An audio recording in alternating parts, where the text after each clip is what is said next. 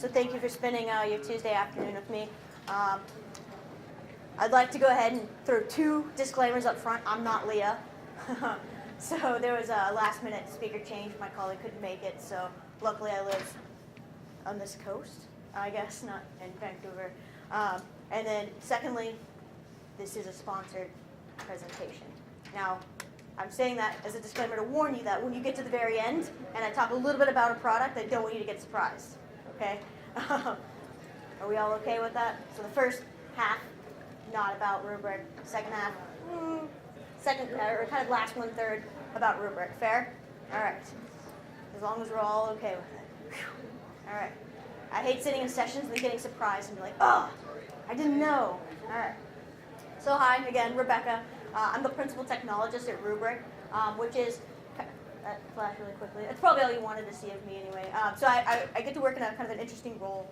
So I like to come to these events because it gets feedback from you that I get to take back to engineering.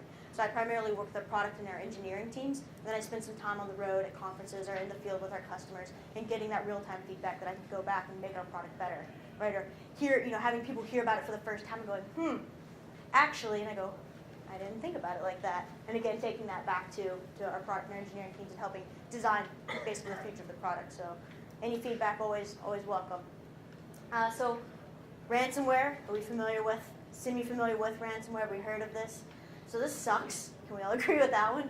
Has anyone experienced ransomware? Been hit by ransomware? Okay. You're so brave. This is a safe space. Thank you. So for kindly volunteering that information. I've certainly had customers in the past that have been hit with ransomware. It happens. So I think we've kind of gotten past this. Is it going to happen? To let's just assume we're going to get hit at some point. How do I prepare myself? Right. So we're kind of getting past that mentality of assuming whether or not it's going to happen. So for those of you, because I know we have a mixed crowd this conference where we do have some students, if you're not familiar with what ransomware is, it is a malicious attack on a system that encrypts all of your data and effectively holds it for ransom until you pay, right, or recover that data. Okay. So I don't know about you, I don't even like to pay my taxes. I surely do not want to pay a ransom to get my data back. I say that because it's tax season now in the U.S., so I'm starting to like get all these letters in the mail of things I forgot I had that now I have to pay taxes on. I'd like to ignore things, like obviously my 1099 forms getting mailed in tax-wise, but it's pretty easy, like on a home desktop, to be like, oh, okay, great. We all get those like spam emails that are like, oh, I caught this video of you doing whatever. It's like, I've never done that, right? We can ignore that. When we start thinking about at a large enterprise or in a corporation, it's kind of hard when you are a German train station to ignore that when thousands of people are passing through. Or worse, when you're a healthcare organization, it's on every single terminal. That doesn't really give me a lot of comfort that I'm going to get the best medical care possible, right? And unfortunately, we know there have been very public incidents where this has happened, right? So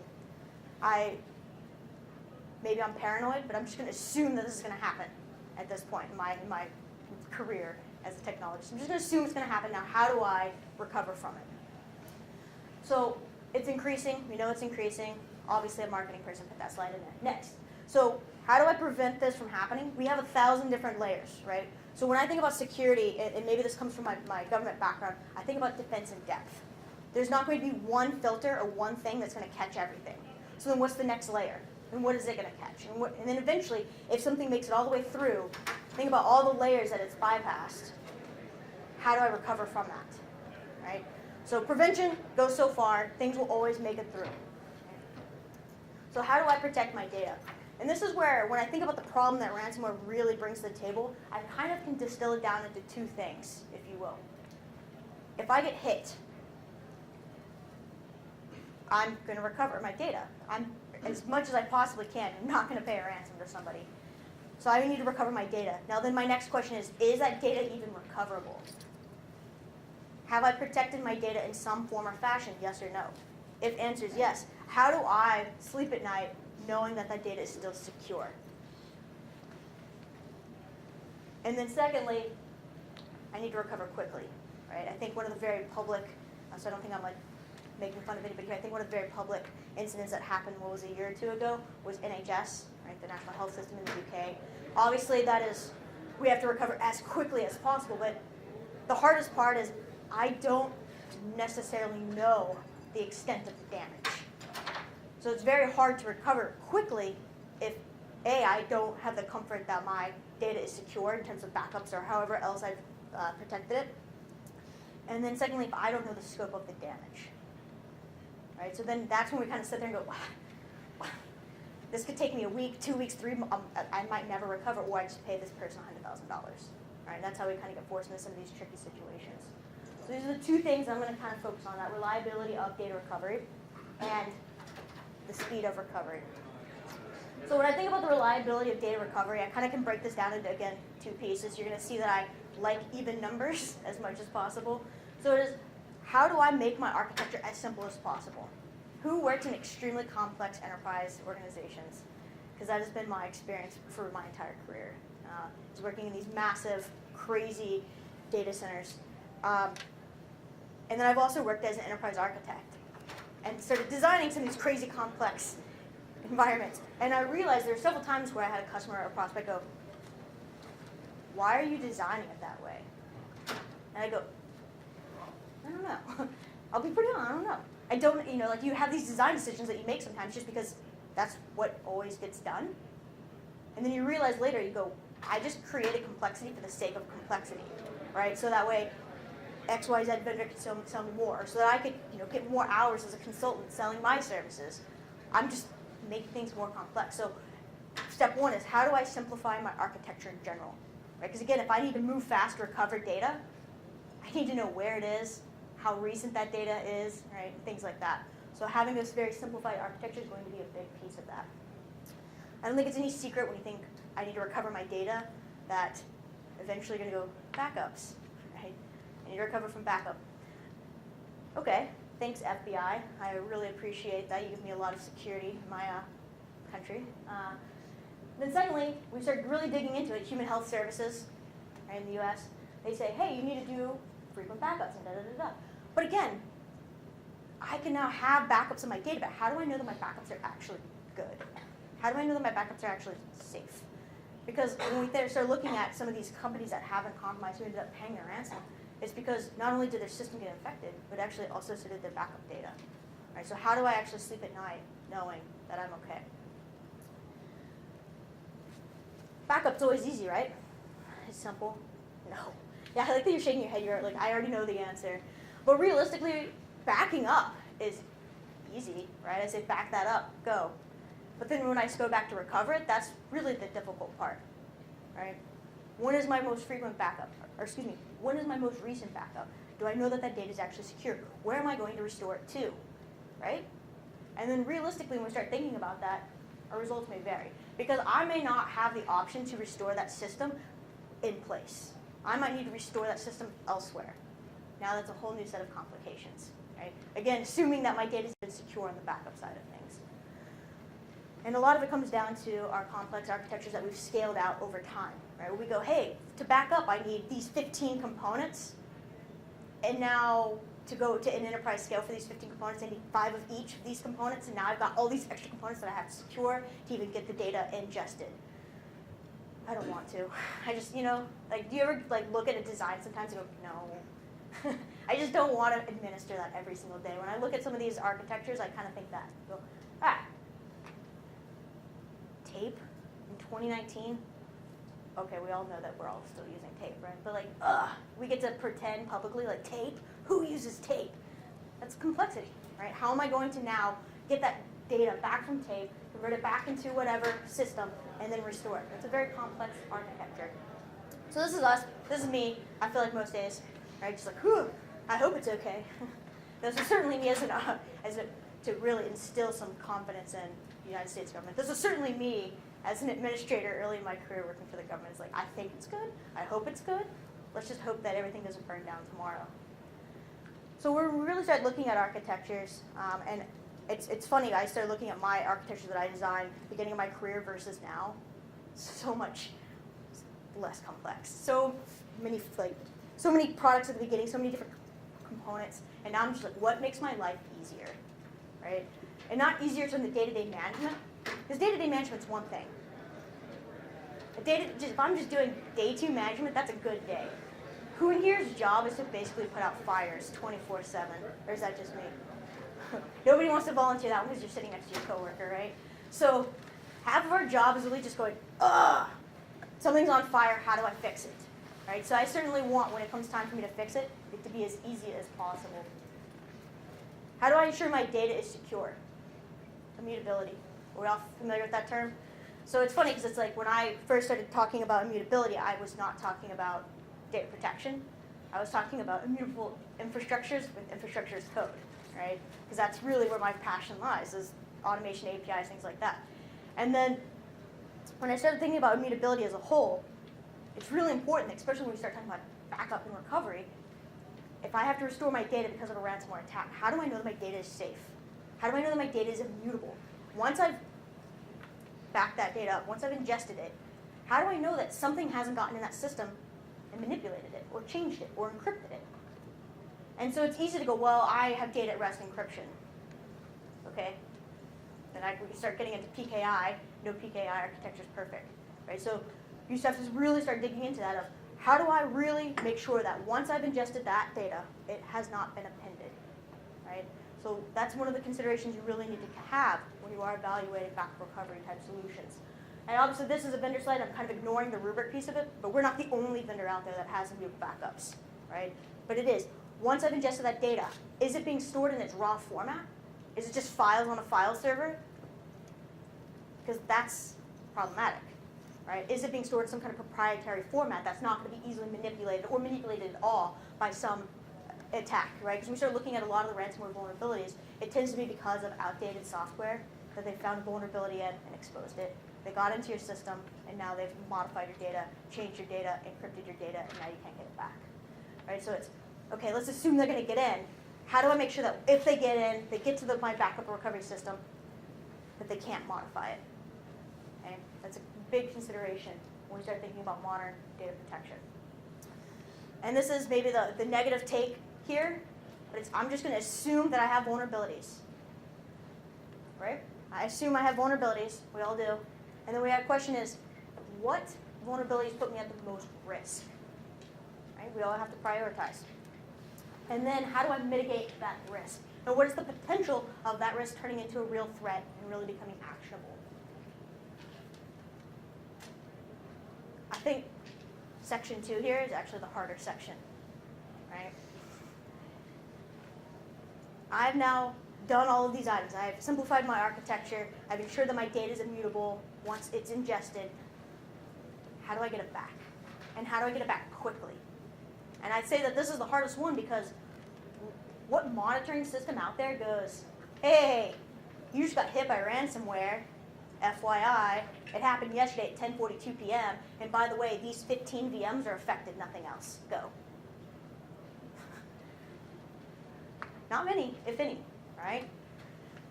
So that's where it becomes the problem. It's cool, I've checked these boxes, I feel safe and secure that my data is not going to be modified, but now the question becomes, how do I recover quickly? I know I can recover, how do I do it quickly? And what do I recover? So first thing is detection. I need to know that I've been attacked. Hopefully I didn't wait until I'm servicing a patient and it pops up on the screen and I go, oh no, right? Hopefully I'm not walking into the train station and seeing that. So I need to obviously first detect it, and I need to analyze what is its scope. How far has this gotten before I detected it, and what all has been affected? Because do they encrypt the entire file system? Do they only encrypt a subset of files? Is it only network drives, right? And so on. And then of course, I need to recover it.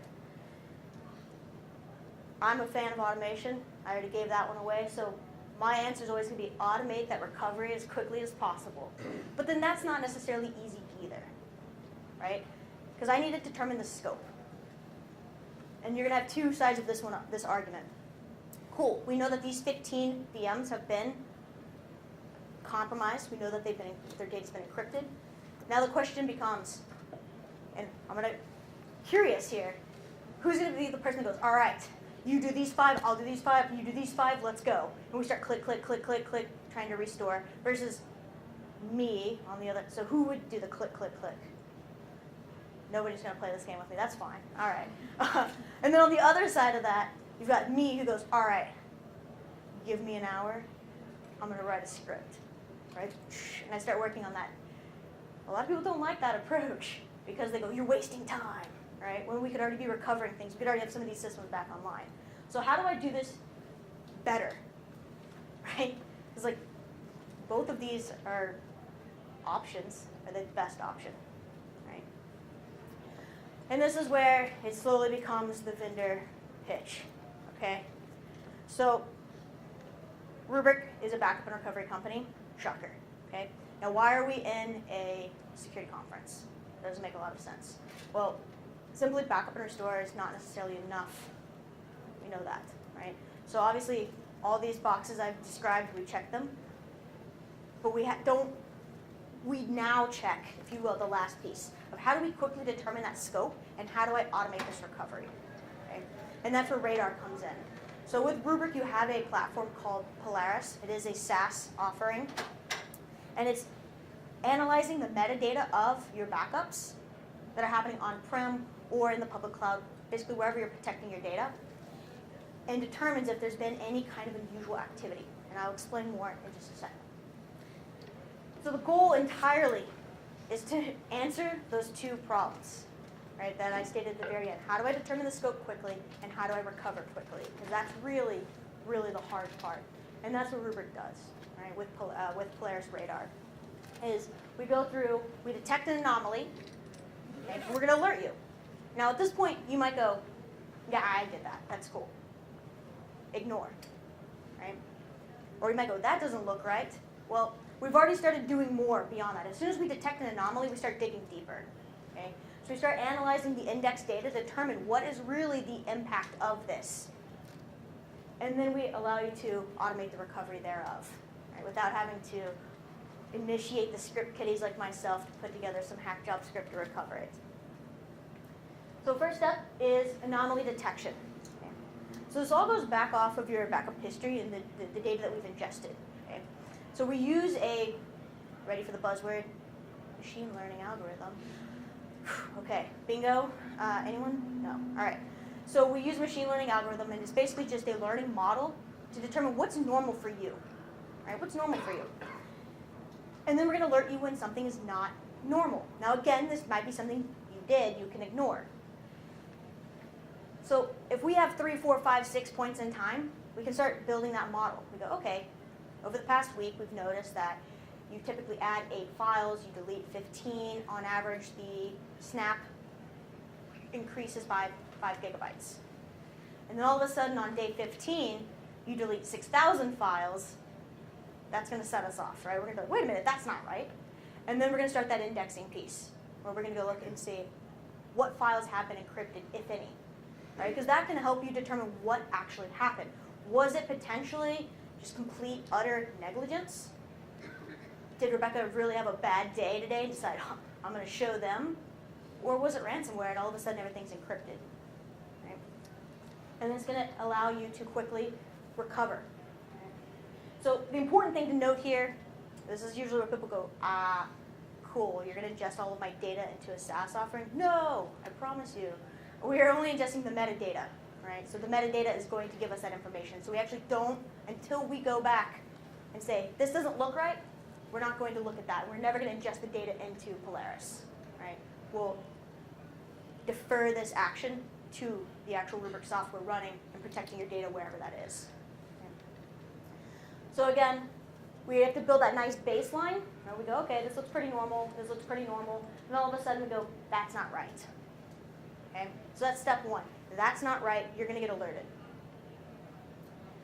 And then, once we determine that's not right, we're going to start digging deeper. Right? So this is where we go, okay, the learning framework was applied, now we've been triggered, let's get you more intelligence. Right? Knowing something's not right, it's not quite enough. So now we're going to determine the scope. And this is, by the way, happening on all of your workloads that we're protecting, right? That you're protecting, and also protecting with Radar. Right? Once we've determined that, then we start doing that indexing, where we're actually looking through the file system, determining what has changed and where that change occurred, and so on. Is this a network device? Is this on the C drive? Is this, whatever? And then determining what level of encryption, if any, exists. And then the really important piece of that is, when did this occur?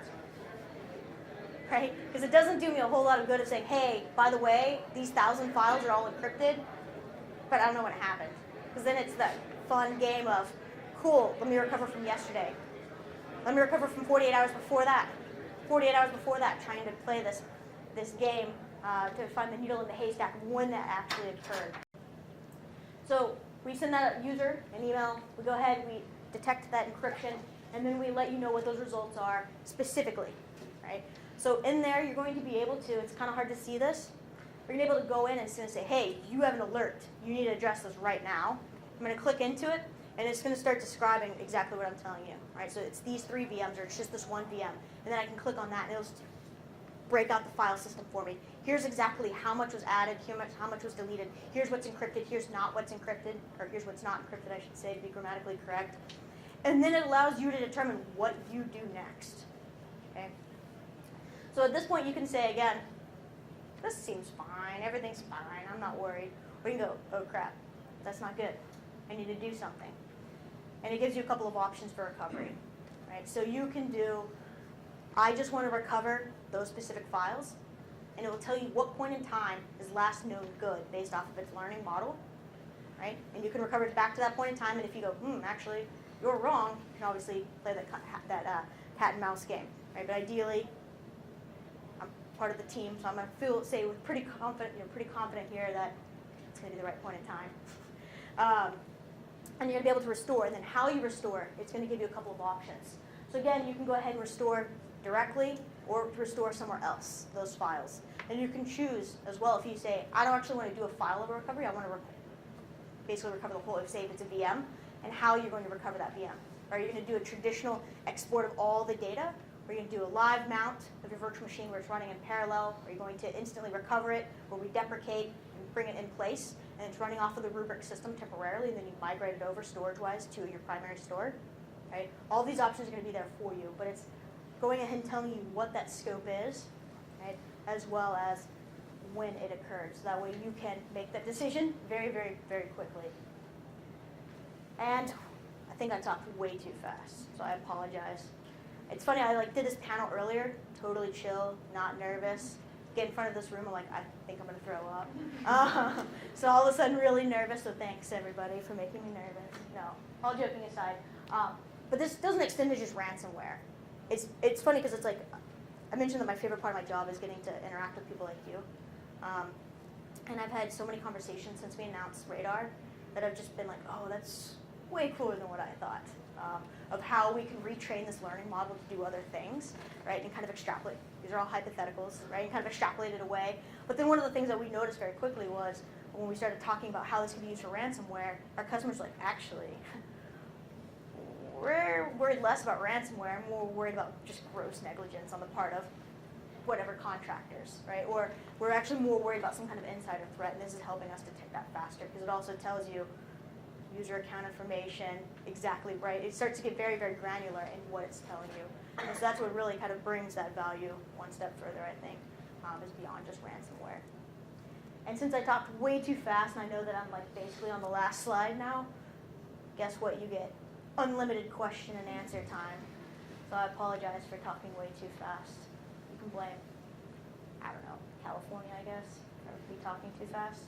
Tell us a few horror stories. Horror stories. It's not a ransomware one, is that okay? Yeah, sure. Honestly, this is probably a bad one to tell because they're recording. When I was when I was in the military, one of our data centers caught on fire. I shouldn't laugh, but it certainly taught me the importance of A, not setting things on fire, but B, DR plans. And so while we had a DR plan, we realized that we hadn't actually tested our DR plan in like two years. And so while we were able to recover, we weren't able to recover all critical systems because not all critical systems are actually being protected at that time. Because again, we go, yeah, DR test. We'll do that next year. And so it was a very painful, very manual process. And that resulted in a new policy that we'll do DR testing twice a year. On the weekend, mandatory, and it was this is not my design decision. I'd like to go ahead and preface the next statement. It was completely manual failover, so there were no automated runbooks, so I would literally be sitting there on the weekend waiting for my turn to do my 8 steps from my one application that I was responsible for, which was an encrypted messaging system that the military used. So I definitely learned my lesson the hard way of A, I don't like working weekends, B, I don't like doing things manually, and C, don't burn down a data center, and if you do, make sure you have a DR plan. So a lot of hard lessons to learn there. Does anybody have a horror story worse than that? Because I would actually be very interested in that. No one's going to volunteer. Oh my gosh. How many of you are students? Are we terrifying all of you right now? I promise you won't be in a data center burning down. Can't promise that. No. I'm really curious about your machine learning models. How are you modeling them, or how are they based, and what is the implementation of it? I'm going to give you the high level, and if you want to get super nerdy with it, let's talk after. Awesome. Just because in case somebody's like, I'm not trying to put anybody to sleep more than I already have. So at a high level, we're primarily looking at change rate, to be pretty blunt. And so we're looking at this in kind of 2 different angles. A, the change rate of the data set itself in terms of gigabytes or terabytes, if you will. We call it a snappable, but it's basically like that point in time capture of your data that we're then ingesting. So looking at the changes between there.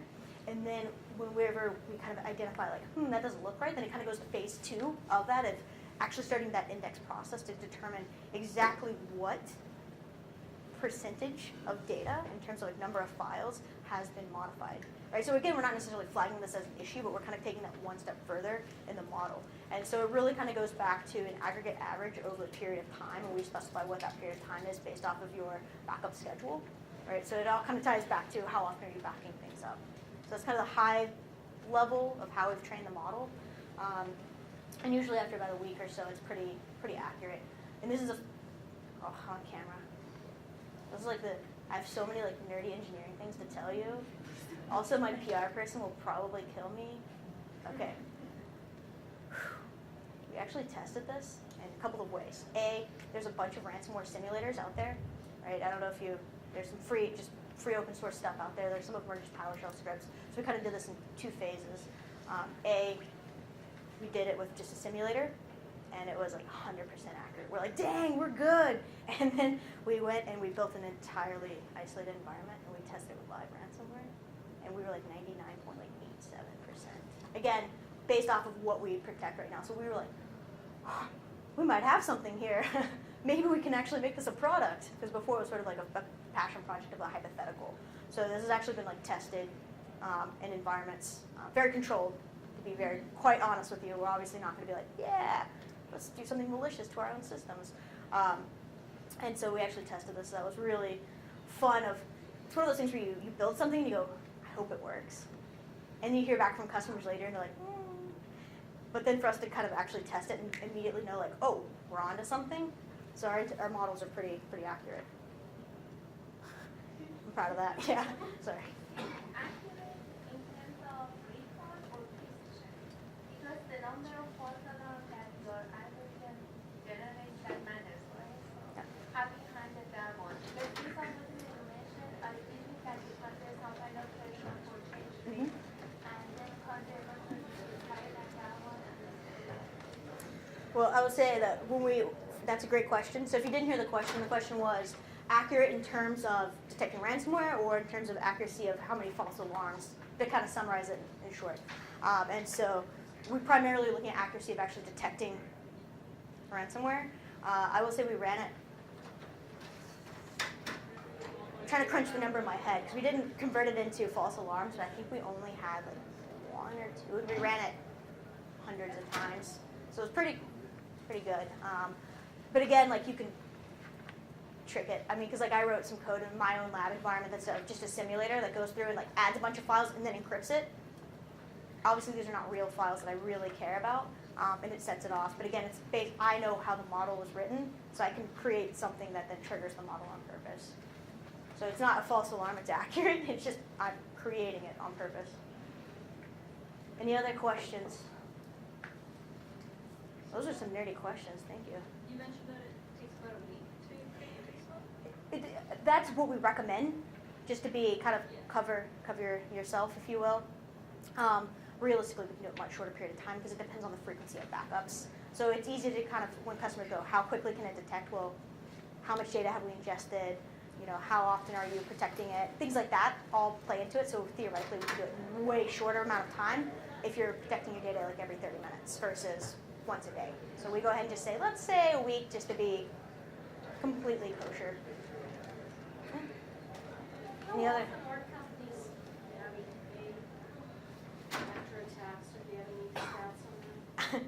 I don't have any specific figures, but I read,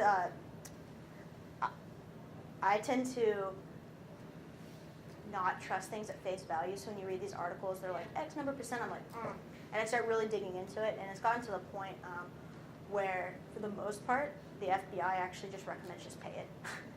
Just pay the. If you can afford it, just pay it. Like literally, it might be easier for some organizations to pay, because most ransoms, if you look at like a school district or something like that, is probably like $10,000, and which is, I don't want to pay $10,000 for anything unless it's very, very fine Burberry or something like that.